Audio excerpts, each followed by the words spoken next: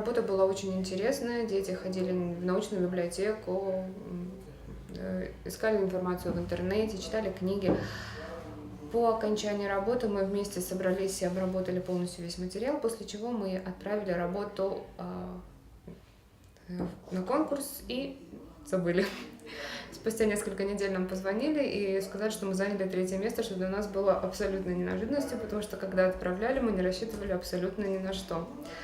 Дети поработали действительно хорошо, потратили очень много времени и очень много усилий потратили, занимались переводом.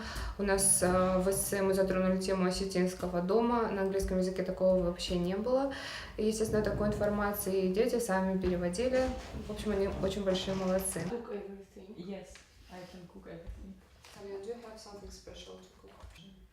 Победа в данном конкурсе для нас всех была огромной неожиданностью. Естественно, мы очень обрадовались, особенно когда мы узнали, что нас будут награждать в Кремле.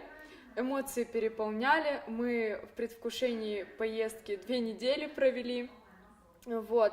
Приехали мы в Москву, а на следующий день нам нужно было идти в Кремль. Приняли нас очень хорошо, вручали нам призы в Патриаршем дворце в Крестовой палате.